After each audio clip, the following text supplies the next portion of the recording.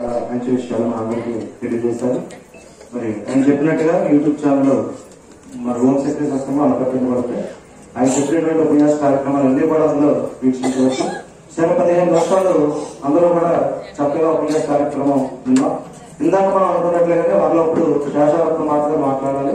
అయితే అందరూ కూడా ఇంకా కొంచెం శక్తి కోల్పోవాలంటే నామం చేయాలి. ఒక్క మాట అయిన తర్వాత మళ్ళా ఉపన్యాస కార్యక్రమం ప్రారంభమవుతుంది.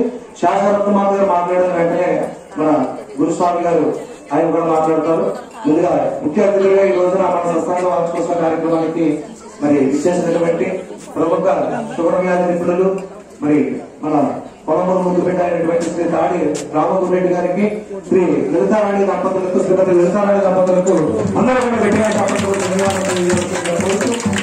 కూడా విచ్చేస్తున్నారు. మన అనపర్తి అధినేతలు మరి శ్రీ వెంకటరామారెడ్డి గురుభవాని గారు కూడా మన సొంత గారికి ఇప్పుడే ఇచ్చేయడం జరిగింది. వారికి కూడా అందరూ కూడా స్వాగత సమాజం తెలియజేసుకుంటూ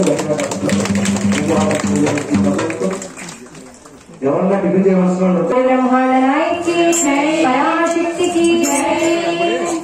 అమ్మా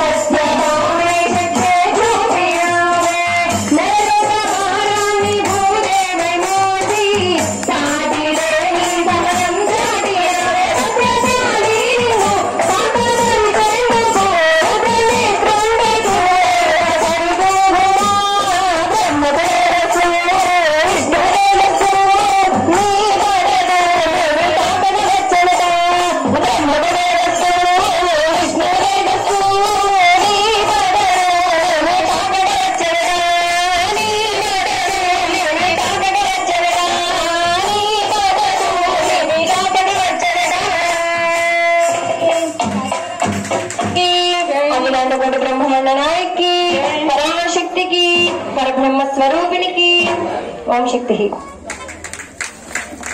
गट्टिगा చెప్పండి బాబా ఆలగా మామూలు శ్రీ ఆదిపరాశక్తికి.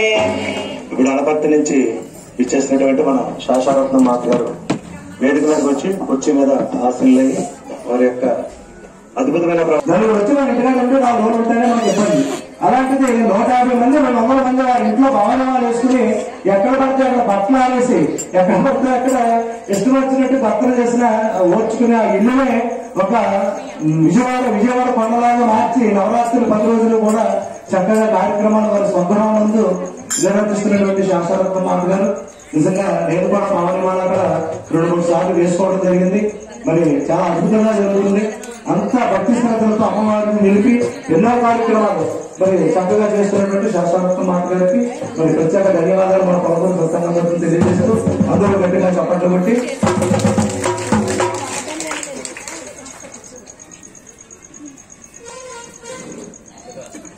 ఓం శక్తికి ఓం శక్తికి ఓం శక్తికి. మనందరి గురుదేవులైనటువంటి శ్రీ శ్రీ త్రినాథ గురుజీ గారి పాదపద్మములకు నా హృదయపూర్వక నమస్కారాలు తెలియజేసుకుంటూ, మన గురువు గారి తర్వాత గురువు గారు నర్మిల ఆంజనేయ రెడ్డి గారి భవానీకి, అలాగే శ్రీనికోటి గురుస్వామి గారికి, వివిధ సత్సంగాల నుంచి వచ్చిన అధినేతలకు, సత్సంగ సభ్యులకు, అలాగే ఈ కార్యక్రమానికి ముఖ్య అతిథిగా విచ్చేసినటువంటి మన డాక్టర్ గారు సూరెడ్డి గారికి, అలాగే పెద్దలందరికీ నా హృదయపూర్వక నమస్కారాలు తెలియజేసుకుంటూ, చిన్నారులకు నా శుభ ఆశీస్సులు. నేను ఉపన్యాసాలు చెప్పడానికి గట్రా నేను గురువుని కాదు, గురుమాతని కాదండి. ఎలాగో గారు అలా చెప్తున్నారు తప్ప నేను కూడా మీలాగే ఒక సత్సంగ సభ్యురాలని. మరి మా ఇంటి దగ్గర ఇన్ని సంవత్సరాల నుంచి పీఠం జరుగుతుందంటే దానికి కారణం మన ఆదిరెడ్డి భవానీ గారు, అలాగే మరి మిగతా నాగిరెడ్డి భవానీ, హరహర భవానీ, వీళ్ళందరూ ఆధ్వర్యంలోనూ ఆ కార్యక్రమం జరుగుతుంది తప్ప ఏ ఒక్కళ్ళ వల్ల జరిగే కార్యక్రమం కాదు. సత్సంగ సభ్యులందరికీ తెలిసిన విషయమే అది. ఎందుకంటే ఒక్కళ్ళ వల్ల జరిగే కార్యక్రమం కాదు. 10 మంది 10 చేతులు కలిపితేనే ఆ కార్యక్రమం అందంగా ఉంటది, ముందుకు సాగుతుంది. మరి ప్రతి చోట కూడా మన త్రినాథ్ భవానీ గారు ఎన్నో సత్సంగాల్ని ఎన్నో గ్రామాల్లో ఏర్పాటు చేయడం జరిగింది. అన్ని చోట్ల కూడా చాలా చక్కగా మరి నిర్వర్తిస్తున్నారు. కొన్ని చోట్ల కొంచెం నల్లగా ఉన్నా కానీ మరి మాకు ఇక్కడ చుట్టుపక్కల గ్రామాల్లో చూస్తే కొలమూరులో మాత్రం చాలా ఘనంగా ప్రతి సంవత్సరం ఇలాగా చేస్తున్నారు. అలాగే వారం కూడా సత్సంగా చాలా చక్కగా చేస్తున్నారు. ప్రత్యేకంగా సత్సంగానికి ఒక మరి బిల్డింగ్ కూడా కట్టుకోవడం జరిగింది. చాలా సంతోషం. ఎందుకంటే ఇంతమంది మీరు ఏరామరెడ్డి గారికి, అలాగే విజయలక్ష్మి మాత గారికి చేదోడు వాడగా ఉన్నారు కాబట్టి వాళ్ళ కార్యక్రమాలు చేయగలుగుతున్నారు. మరి ఇలాగే మరి ఈ కార్యక్రమాలు ముందుకు సాగాలి. నేను 2004లో వచ్చాను మీకు వార్షికోత్సవానికి, మళ్ళీ ఇప్పుడు వచ్చానండి. ఎందుకంటే ఏరామరెడ్డి గారు ప్రతి సంవత్సరం చెప్తూనే ఉన్నారు, కానీ నాకు రావడానికి వీలు పడక కొన్ని కారణాల వల్ల రాలేకపోయాను. మళ్ళీ 20 సంవత్సరాలు 21 సంవత్సరం అయింది. మరి ఈ రోజున వచ్చి మళ్ళీ మిమ్మల్ని అందరినీ కలుసుకునే భాగ్యం కలిగింది. అలాగే సత్సంగ సభ్యుల గురించి, సత్సంగాల గురించి మన ఆంజనేయ భవానీ గారు చాలా చక్కగా చెప్పారు. మీ అందరికీ తెలిసిన విషయమే. ఒక సత్సంగంలోకి వచ్చామంటే, ఎందుకంటే మనకి వారం పొడిగిన మన ఇంట్లో ఎన్నో సాధక బాధలు, సంసారం ఎన్నో ఉంటాయి విషయాలు. అవన్నీ చక్కబెట్టుకుంటేనే వారానికి ఒక్క రోజు మనకి ఇక్కడ శనివారం జరుగుతుంది. అలాగే ఆపత్తిలో మరి వీరళం గుడి దగ్గర శుక్రవారం, అలాగే లక్ష్మీవారం సాయిబాబా గుడి దగ్గర, శనివారం బాపమ్మ గుడి దగ్గర సత్సంగాలు జరుగుతుంది. అలాగే మన చుట్టుపక్కల కూడా ఎవరికి అవకాశం ఉన్న రోజులు వాళ్ళు పెట్టుకోవడం జరిగింది. మరి సభ్యులందరూ కూడా ఎలాగ వస్తారు, నేను చెప్పక్కర్లేదు సత్సంగ సభ్యులకి.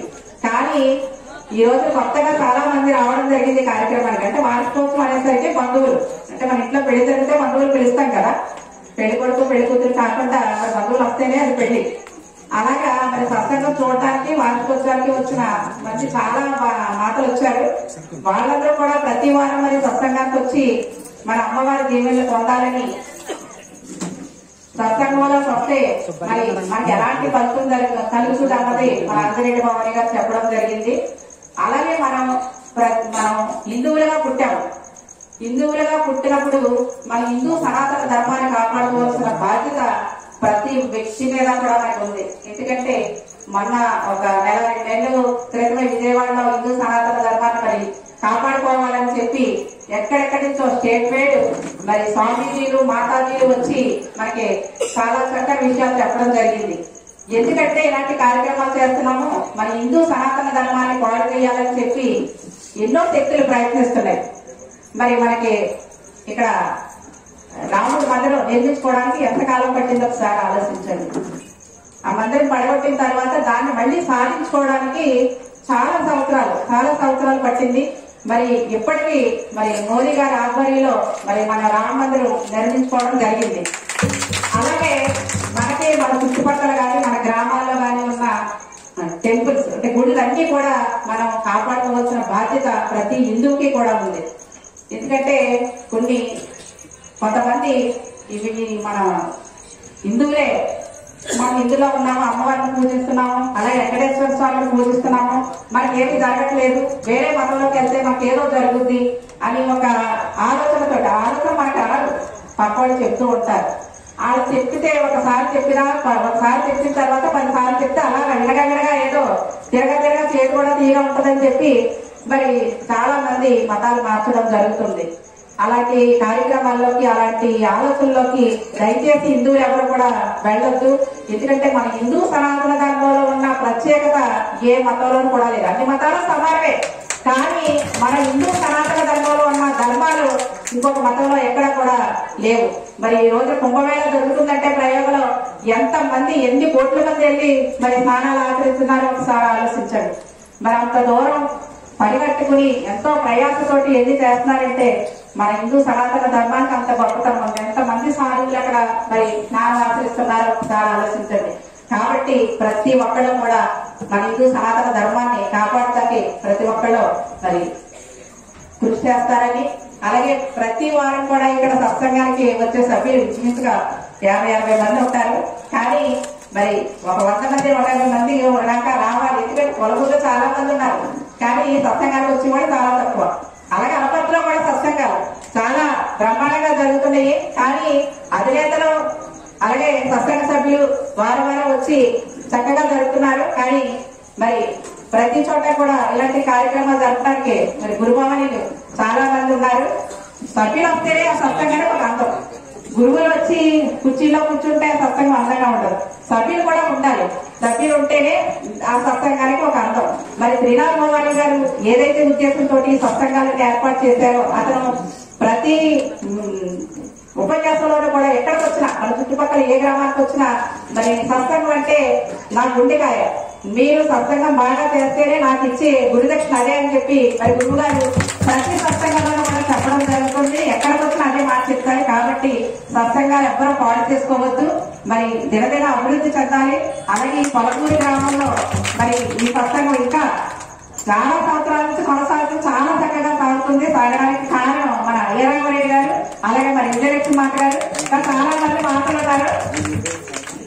తర్వాత ఇంకో ప్రాబ్లం కూడా ఉందండి, మైకులు పెట్టేస్తాం మనం.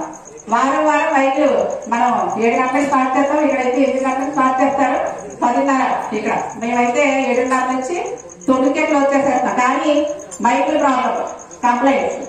కానీ ఇక్కడ నిజంగా ఈ గ్రామంలో ఇదంతా కూడా మరి మైకులు ప్రాబ్లం వస్తుందని కూడా కంప్లైంట్ లేకుండా చాలా చక్కగా 5 సంవత్సరాల నుంచి చక్కగా నిర్వర్తిస్తున్నారంటే అధినేతలతో పాటు ఈ ఈదులో ఉన్న సభ్యులందరూ కూడా మరి చక్కగా సహకరిస్తున్నారు. కాబట్టి ఇలాగే కొనసాగాలి. మరి ఈ సత్సంగం ఇంకా దినదిన అభివృద్ధి చెందాలని, మరి సభ్యులు ఇంకా చాలా మంది వచ్చి అమ్మవారి దీవెనలు పొందాలని మనసావార్త కోరుకుంటూ నాకు ఇంత చక్కని అవకాశం ఇచ్చిన మరి మీ అందరికీ కూడా నా యొక్క ధన్యవాదాలు